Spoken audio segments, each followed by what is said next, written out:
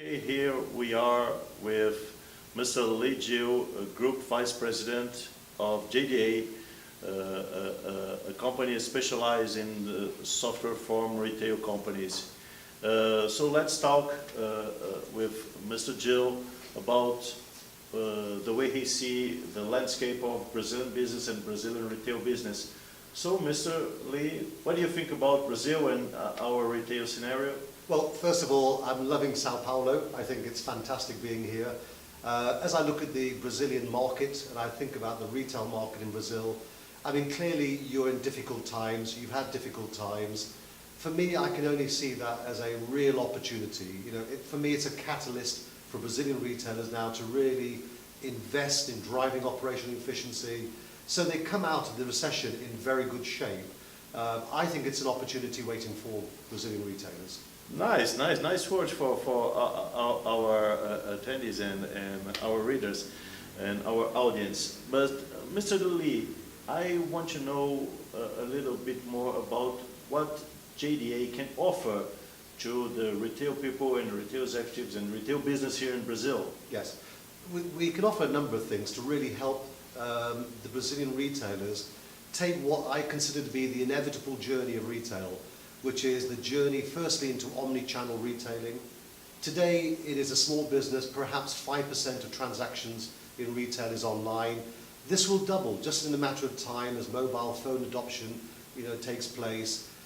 What JDA does is it allows retailers to really begin to address their operational practices, so optimizing their supply chain in the way Amazon optimize their supply chain. We bring this sort of capability to retailers. We attack big costs like inventory, we attack costs such as high labor, and we also provide the capability to become omnichannel. So really the big building blocks for a retailer to move from today's world to that future world of omnichannel retailing. And of course we prepare retailers to make the journey to customer centricity, which is really now beginning to understand your customer, segmenting your customer, and then realigning your business from what used to be a product-centric business to a customer-centric business. It's a new concept for our retail business here. You told that we have an opportunity to shift the way we conduct the retail business here in Brazil, and you told us right now about the customer centricity. Do you think, and you can see this kind of customer centricity in Latin America?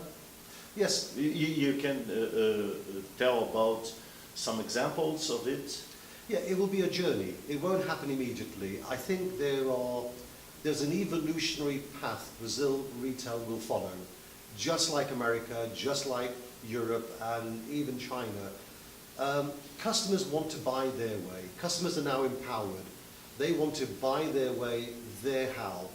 It could be on a mobile phone, it could be a tablet, it could be a PC, it could be 24/7 whenever they want to. Retailers have got to provide this capability. The second thing is customers want to have fulfillment their way. This is either order online, pick up in store, order online for home delivery. Customers are changing, the way they shop, their customer journey is changing, and Brazilian retailers really need to understand that and start to provide the capabilities to meet that customer journey. As this journey continues for the retailer, they will gain more and more customer insight data. They are simply going to take this data to understand who their customers are and how they can serve them better. This could be through personalized offers, it could be through many different ways. So when I talk about customer centricity, it isn't a science or an art, it is really using data to really understand who shops with you, how they shop with you, why they shop with you, and how they buy. Surely that's what retail is about, meeting those needs. But can you give me some examples? Is there any retail chain doing this kind of business all over the world? You can tell about some examples for our people? I mean, there are countless examples in America. People like Macy's doing it today, Nordstrom doing it today. In the UK, real experts are people like Marks & Spencer, John Lewis, Tesco are the pioneers. People who've really now began to understand who their customers are, segment them into groups, so they can actually provide personalized offers. A personalized offer is nothing more than me understanding that you like buying a particular product and us giving you more suggestions of that type of product. Not rocket science. This is what the giant Amazon do very, very easily. But there are many, many retailers doing it today. All I would say for a country like Brazil and retailers in Brazil, it's worth understanding that future end game, an end game which is customer-centric, and then building a roadmap to go from multi-channel to omni-channel to then customer centricity. Nice. And a final question. I know you work at Mark Spencer Yes. and Brooks Brothers. Can you tell us a little bit about your experience on these stores?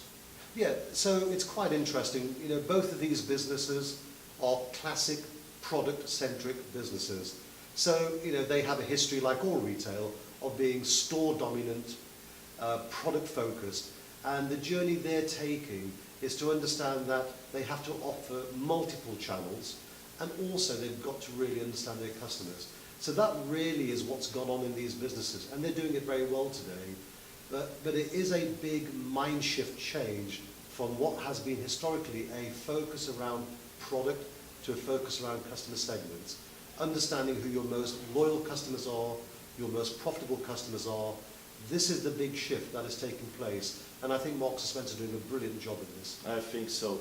Thank you, Gill, Yeah, and I think and I want you to enjoy your stay here in Brazil. Great, thank you.